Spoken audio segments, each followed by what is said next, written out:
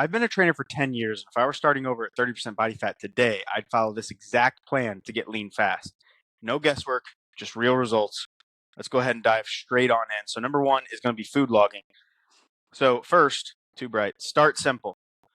Start simple with food logging. If you feel like food logging is like way too intimidating or way too much for you to start, you've tried it in the past and it was just, a garbage method for you. Start really simple. You can start by just doing things with barcodes. Try to do packaged items. I know that, packaged goods aren't necessarily the best in terms of like health, but here we're really focused on weight loss and you're going to get a lot healthier by just losing weight, even if it's packaged goods. So at first, just start with packaged goods. You're going to need a food scale. Now, scanning barcodes, like literally, if that's all you did, scan barcodes, you wouldn't need a food scale.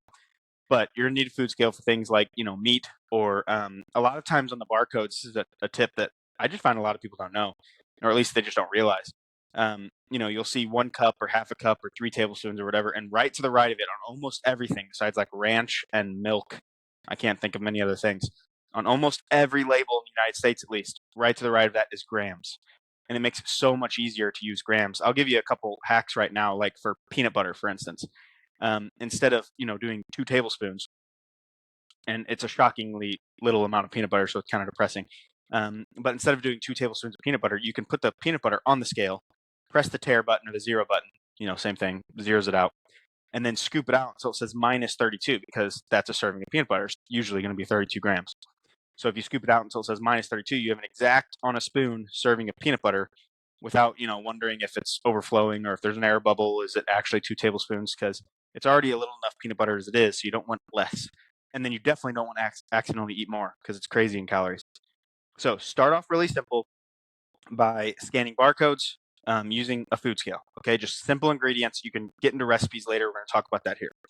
So number two is going to be calories, your TDEE. So go and protein. So let's discuss those real quick. So go online on Google and type in TDEE, Total Daily Energy Expenditure Calculator. That's just a good starting point to guess. MyFitnessPal, at least, and I think all the food logging apps, they'll guess for you. It doesn't really matter. Just start where they guess. They're almost always going to overdo it from my experience, but just, start wherever they guess. It doesn't matter because we're going to talk about number 5 is going to be how to adjust based off your results. So very important to know that. But your starting point, you just want to be consistent with it. If it gives you 2,000 calories, eat 2,000 calories a day. If it gives you 1,600 calories, eat 1,600 calories a day. Try to be as close to that as possible. So your protein, roughly 1 gram per pound of body weight. Now, if you have a lot of weight to lose, like, and at 30%, if you're watching this video, there's a chance that you're, towards 30%, you have a lot to lose. And so it is not a bad piece of advice to say, eat 1 gram per pound of your ideal body weight. Now, I always go a little bit higher than that because people don't realize if they put on muscle, their ideal weight might be higher. So let's say you're 250 pounds and you think you want to get down to 160. You probably want to eat something more like 180 grams of protein, something like that. You would even be good with 200 grams of protein. You don't have to eat 250 though, because that's a lot of weight that you have to lose. So I wouldn't expect that. But if you have like 10 pounds lose, 15 pounds lose, and you're still watching this video, it's totally possible. I wouldn't blame you at all. This is all still going to apply. Then I would eat closer to 1 gram per pound of body weight.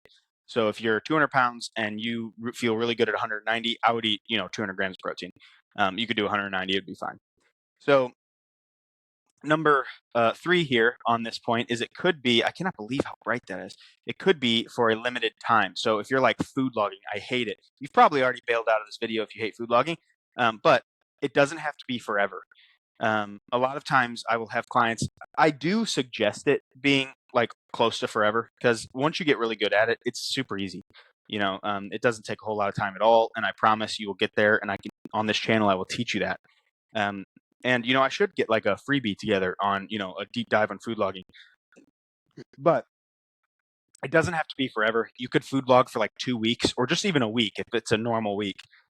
And just see, it'll always, I don't know how many times I've discovered it is shocking whenever a person, they're like, I can't believe it was that many calories and I was eating that and I was eating 4 of those. And my favorite one I've heard recently in one of my classes that I teach at my gym, he said he was eating the equivalent of like a 1,000 calorie peanut butter sandwich. And I don't doubt that, two pieces of bread, let's say that's around 150. 1 serving, I bet most people put on 2 servings of jelly. So let's say that's, another 100 roughly. So what is that, 250? So that leaves 800 or 750 calories left in peanut butter. Not too hard to do. That's basically 3 servings of peanut butter, and you're shocking how small a serving is. So that will empower you a lot to find out, you can just log for a week and then try to eat close to that the rest of the time. Okay, so number 2 is going to be exercise. So first, I would focus on lifting. I'm not saying lifting's more important. I'm just saying it's where I like to start. To have a person. Oh my goodness, there we go. 2 to 3 days per week of lifting. If you're doing a total body program, I would try to build up to 3. 2's fine as well. If you want to spend more days in the gym, then doing a split, some sort of like upper lower on Monday and Tuesday, and then again on Thursday and Friday, you could be in the gym 4 days a week lifting. As long as you're hitting your total body at least twice a week. Some muscle groups like the shoulders and stuff can be hit more. That's more of like a muscle building thing. For the purposes of this video and this channel, 2 to 3 times a week, total body is totally fine. Or splitting it up so that your body is hit 2 times a week. The second piece of that is cardio, 3 to 5 days per week of cardio. So you could start with 1 and like build up to it. If you're not used to doing cardio, your feet might hurt after the first like day if you're doing like uphill walking. I'll tell you the types of cardio that I like most. The Stairmaster, because it forces you, if you pick level 3, it forces you to go the level 3 speed or 3 miles an hour. I don't think they do miles an hour on that. So if you go level 3, the level 3 is always going to be the same. You're not going to accidentally be able to slow down. Whereas on an elliptical or a bike, if you increase the level to level 8, you might accidentally slow your pace because it's harder. And so who knows if you're actually burning more calories. So the Stairmaster, you can just, level 3, and then if you ever grow into when you grow into level 4, 5, 6, you're just you're burning more calories because you're going faster, as long as you're not tugging on the handles or leaning on the handles. You can hold on to it, just don't tug or lean. Same thing with the treadmill. If you set that at 3 miles an hour, 3% incline, if you grow into 4, 5, 6, 7, 8, 9% incline, you're burning more calories on that incline. Because you're not accidentally going slower. You're still going 3 miles an hour. So they're my favorite form of cardio. I would do that 3 to 5 days per week. The more the merrier. It is not true that a bunch of cardio is going to cost you results, especially if you're tracking your calories. You're not accidentally going to eat more. And then we're going to get into steps. You're not accidentally going to be walking less because you're going to be tracking that. And so it will just come from body fat. That's the theory. Okay. And then number 3, I know it's cliche, consistency. I promise the most important thing that you can do is to remain consistent, regardless of what the scale is doing, regardless of how you feel. If you keep going into the gym, and especially if you keep lifting, you're going to get results. I have never seen anyone in the gym, week in, week out, who is overweight. It just, if they've been there for 5 years, they reach their goal, and it might take some time because it's a skill that is built up. So I want to encourage you will reach your goal. It's a matter of when, not if. I promise you're going to reach, 75% of your goal, and you're going to feel great about that. You can talk about the other 25% after, but if your goal is to lose 100 pounds, you're at least going to lose 75 pounds if you keep on trying. I promise you. And especially, and I want to encourage you in this as well. Let's say that you have a birthday party or something, and you overeat. As long as it's not like complete junk, like alcohol or something like that. And I'm not saying you can't have alcohol. I'm just saying, like, as long as you didn't binge a bunch of alcohol, even if it's like pizza and burgers. And again, I'm not saying that's necessarily that's definitely going to erase some of your fat loss progress. But if you keep lifting, you're at least going to turn some of that into muscle. And so you're going to have the excess calories to turn into muscle. You're going to be stronger, and then you're going to be lifting more and burning more calories because you're lifting more. Not much, but a little bit more. Your basal metabolic rate is going to go up because you have a little bit more muscle. It's going to be easier in the future to lose fat because you're burning more calories while you're sleeping and while you're walking and while you're lifting. It's a snowball effect. So that's a big part of why I believe a person who is consistent and just goes to the gym, 3 to 5 times a week for years, they always reach their goal because they're always progressing in some way, even if they're taking a little bit of a step back. Let's say they gain 2 pounds of body fat, but they gain 1 pound of muscle. It isn't going to take long to shed off that body fat. And now they're just plus 1 pound of muscle, and I know that there's more to it than it just being that simple, but, you really will reach your goal. Okay. So number 3 is going to be steps. So let's see here. What order do I have these in? Okay. So this is probably a good place to start. So 8,000 on week 1. If you do more than that, then, just do more than that. Plus 1,000 each week. Not indefinitely. I would go up to like a max of like 12,000. I'm shocked by how many people walk far less than 8,000 steps a week or a day. Sorry, I'm not. I'm not. I don't know. I don't want to like shame anyone. Now, if you have like if you're in a walker or something, like if there's like a reason for it, then okay. But if even if you have a desk job and you sit all day, unless you're working 12 hours a day and then you come home and you have to prepare dinner for the kids and then go to bed and do it again, unless it's something like that, you need to be walking 8,000 steps a day. You can do it. You know, just look at how, if you come home, are you walking on the, or are you sitting on the couch? You're sitting all day. Why are you sitting on the couch? And I'm not trying to like bash, but I'm just saying you need to be walking 8,000 steps a day. And you'll run into a point where it's like, I can't possibly get any more than this. Let's say that happens at 10,000. Then good job. You set your base at 10,000. And then that's where this card comes in. You don't want them to drop. That's the big thing is as you improve in your fitness, the reason that I think people who claim they do a bunch of cardio and they stop losing weight or something, that's ridiculous. That's not true. There's more to it in the background that's happening.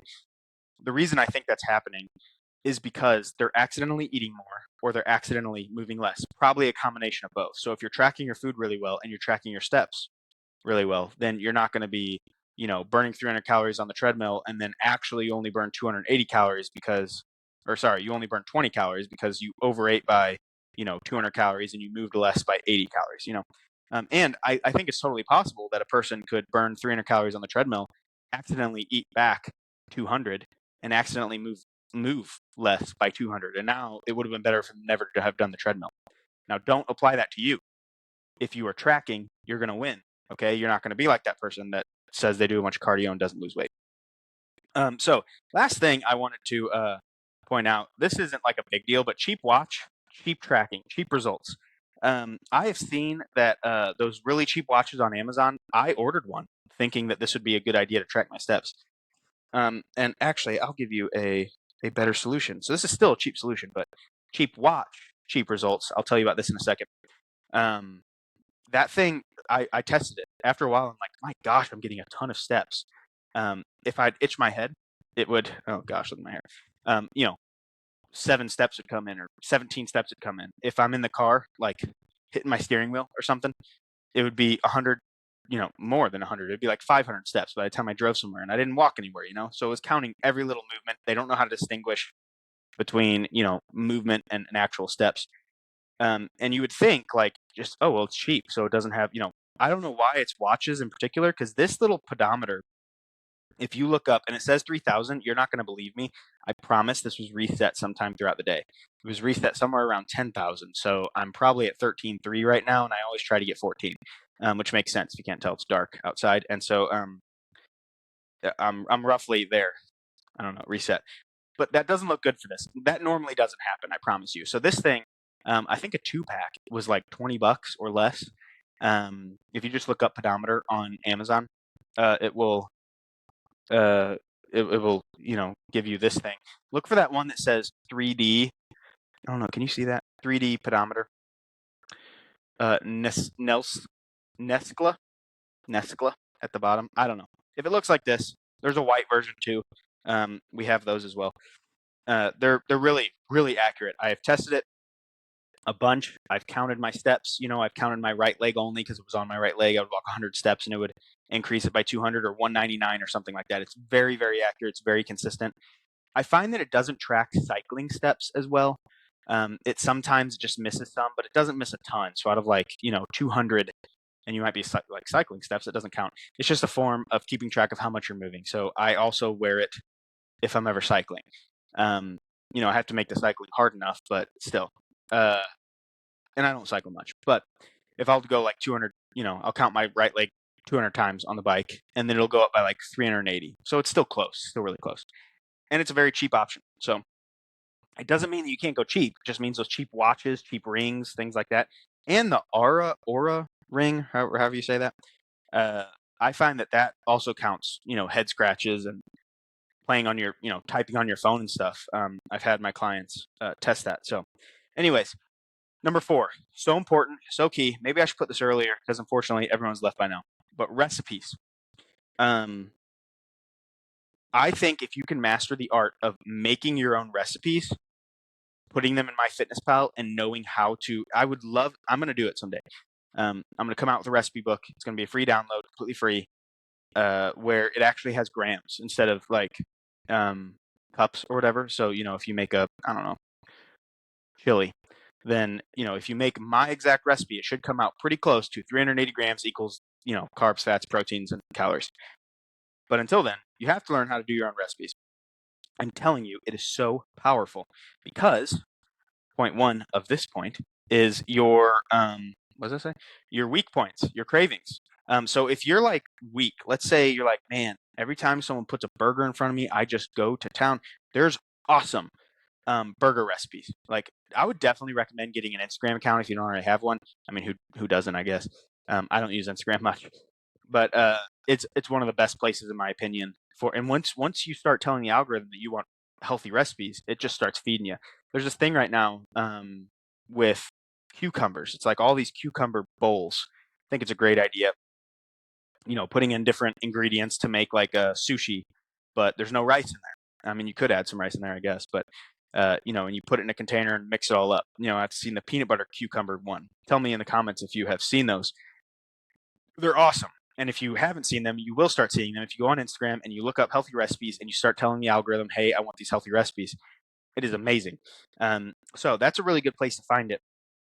But we need to talk about, at first, keep the recipe simple. So, I mean, I know this, you might feel like this isn't a recipe, but in MyFitnessPal, go to the More tab, go to recipes, and do enter manual, add recipe, enter ingredients manually, and put in, scan the barcode or whatever, put in 16 ounces of pasta. And I always do 2 packages of lean ground turkey, so 93% or higher ground turkey. And, scan that. I put in 10 servings of that. And then I do 2 jars of pasta sauce. That's a 3-ingredient spaghetti recipe. Because of all the turkey in there, believe it or not, it is even on protein and carbs, almost even. I think the protein's actually like a gram higher per serving. And so you're left with that pasta recipe. Now, you might think, well, how do I know how many cups and everything it makes? I'm going to give you a quick breakdown. I need to go deeper into this in another video. But so let's do chili. Let's say you make a pot of chili. You put every ingredient into MyFitnessPal, the full amounts. If there's 3.5 servings in a can of corn, then you add 3.5 servings to your recipe. And at the end, it'll ask how many it serves. Just put in whatever number you want. Doesn't matter. I usually do like 10 because I make things in bulk. So it's going to make 10 meals. And then let's say that the calories come out to 330. That's not enough calories for a meal for me. So I might go back and change it to 9. And now it's, 387. Okay, then I change it to 8. And now it's 420. Perfect. 420 calories for, a serving of chili. So remember, we chose 8 in this hypothetical situation to get to 420 calories. So I take that pot of chili, I dump it into a big bowl, which is on the food scale already. So put the bowl on the food scale, press tare, now it says 0. Dump all the chili into a big bowl, and let's say it comes out to, just for easy math purposes, 8,000 grams. It won't. It'll come out to something like 3,000 or something like that. But let's say it comes out to 8,000 grams. You divide that by 8, so 1,000 grams is 1 serving. That's it. So let's say it comes out to 300, and I guess I'll do the calculator. Let's say it comes out to 3,596 grams, and you divide that by the original 8 that we discussed. 449 grams is going to be a serving. So you don't have to guess how many cups. You don't have to measure a cup. You don't have to eyeball, is it level or whatever. It's 449 servings, or 449 grams.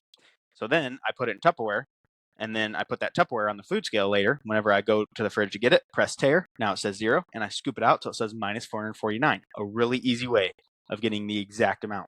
That was over explaining. I didn't mean to do that, but hope that helps a little bit. But at first, you don't have to do chili. You don't have to do, you do an easy spaghetti recipe. Just throw in a bunch of meat. We're about to talk about protein hacks, but throw in a bunch of meat.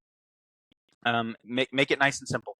Maybe you do fat-free Greek yogurt and a scoop of protein powder. There's your recipe right there. It's like protein pudding, kind of, sort of. It's not as good, but it's something. So next is going to be protein hacks. So with protein hacks, I just want to quickly discuss how in your recipes to get more protein. I know this is like obvious, but for some reason people don't think about it much. Adding more meat, so on almost every single one of my recipes that I make, I don't do 2 chicken breasts. I don't pansy around with that stuff. Recipes will say 3 chicken breasts. I do an entire family pack it's usually 6 chicken breasts go into every single recipe that I make, even if it's a lot of chicken. So like in our chicken power bowls that we have this week, there's not much, like comparatively, there's not much rice, there's not many beans or corn. Together it probably equals like the corn, beans, and rice probably equal roughly the same like amount if you were to put them in your hands as the chicken. So that means that roughly half of this is protein. I think I can look on our chicken power bowls this week. Watch me be a liar. It's loading. Sorry. Okay, so on our chicken power bowls this week, there is better. I'm a liar in a good way. 52 grams of protein and 36 grams of carbs. And that's 1 can of black beans, 1 can of kidney beans, an entire package of chicken breasts. I trimmed it and weighed out what was trimmed. 4 cups of brown rice. That's 2 cups dry with 2 cups of water. I didn't plan on giving you this recipe, but here you go. And then 1 can of sweet corn. It's so easy. And I divided that into 8 servings. That makes a 462 calorie. I don't know. Will this show up? Probably not. No. 462 calorie meal. Only 6.5 grams of fat. So that's how I'm able to get so much protein in there. Now, I'm not saying low fat is the way to go necessarily. I'm just saying it's the way I really like to eat because it gives me so much food. So, recipes, master them.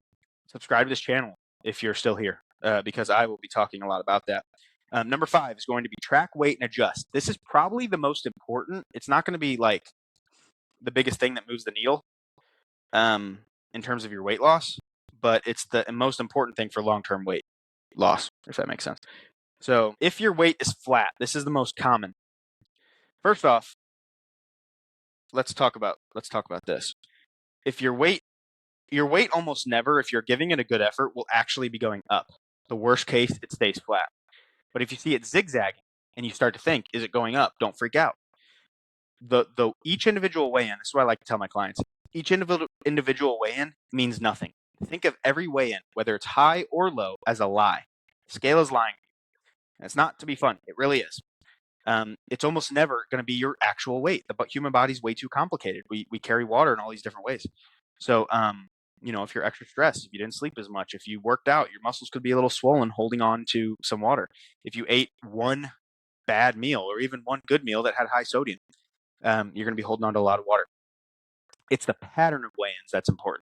If you notice it is going down, then we're going to talk about that. But if you notice it's going up, something's really wrong because, and don't freak out, but something's definitely needs adjusting because if you're giving effort and you're doing your cardio and you're watching your calories and you're taking your steps and you're doing your weightlifting, there's no way you're going to be gaining a significant amount of weight. You'll gain a little bit of muscle.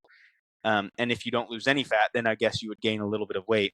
But it's especially for a beginner, you're going to be losing fat. You're going to be building muscle. It's relatively easy. So if it's not happening, then we definitely need to look into the accuracy of your food log. Are you taking enough steps? Things like that. Just comment below, and I'll help you as best I can. But let's say it's this one's easy. So we'll get this out of the way. If it's going down, just keep doing everything you're doing, and don't face the temptation of saying, "Hey, look, I lost 2 pounds this week. I wonder if I could lose 4." Don't do that. Don't go too fast. Lose roughly 1% of your body weight or less per week. And I promise, slow and steady, you won't be suffering. You'll learn the habits that get you there. You won't rush there. Rushing there is kind of like winning the lottery. They all lose their lottery winnings. They didn't learn the how to control their money. If you rush to weight loss and you lose 50 pounds in 3 months, you didn't learn anything. You just white knuckled and gripped as hard as you could until you made it there. And then, you're going to revert back to your old ways. So slow and steady, I promise, is the way to go. You're a lot less stressed. You're a lot, happier, sleep better, all that stuff. Sleep is also another thing. I should put that on here. We're going to talk about that after this. It's going to be a bonus thing. So let's talk about if it's flat. If your weight is relatively flat, zigzagging, but, you don't see a pattern going down or up. This is where it all comes back together. You can take your calories. If you've been food logging them, let's say that you were eating 2,000 calories. You could tweak those down to 1,900. You could take your steps. Let's say you're walking 8,500 a day. You could tweak those up to 10,000. And then let's say your protein, because you're tracking your calories and you're doing your recipe, you could tweak that up a little bit. That's going to help you burn more calories just from the thermogenic effect of food of actually burning off that protein. You could do more cardio. If you're tracking all your workouts and you do 5 days of 20 minutes, you could do 5 days of 30 minutes. Same amount of days, it's just 10 minutes extra each day, and that's an additional 50 minutes of cardio that week. So that's very powerful. Since you're tracking all these things and you've built up, you have this log of weigh-ins and everything, you can easily manipulate all of those instead of having to eat a lot less. I call them dials. That's why I'm doing this. So if you dial it in, you don't have to eat a ton less calories or do a ton more cardio. You can just do a little bit of each one and you're going to start getting results. Because remember, your weight was flat. So obviously you're in control. It's kind of like if you bring in $5,000 and you spend $5,000, you're not moving in the right direction, but at least you have really good control of your $5,000. Now we can just tweak some things, and now we can only be spending 4,000, so we have an extra 1,000 at the end of the month. That's kind of how I like to think about it. So sleep. Let's talk about sleep. I don't have cards for this because, but it's so important. If you're not sleeping right, that's when your body heals. That's when your body, uses a lot of the fat. It's in a deficit, so it'll convert a lot of that fat. But also, I think more importantly, it prevents you from making bad decisions the next day. So you got to be really try for 8 hours. Don't give me that I can't, I'm too busy or I can't, give it effort. Don't just quit on this. Try to get your 8 hours. See if you can be more disciplined. Put the phone down. Put the phone in another room. Cut off your caffeine 10 hours before bed. That will help a lot. And even if you're like, well, I can go to bed with caffeine, your quality of sleep is going to be down. And so then the next day you're still might feel groggy even though you got 8 hours of sleep. And if you're getting 6 or less hours of sleep, you really need to work on this. It's going to be a big opportunity. If you are serious about your weight loss, be serious about sleep. It is so important. I think the reason people will kind of push it to the side is because it feels like there's lower hanging fruit. It feels like there's things, and I don't know, perhaps that's true, but it's at least as low hanging fruit as food logging and exercise and steps and all this stuff. So really work on your sleep. You got this. You can go from 30% down to 15%, down to 12%, whatever it is. Now that's for males. If you're looking at a female, you can go from 30% or 40% down to 17%. You can do this. So food logging, exercise, steps, recipes, track your weight and your sleep. Improve your sleep. Leave comments if you have questions about any of these, and I will do my best to answer in a video to help you out a little bit.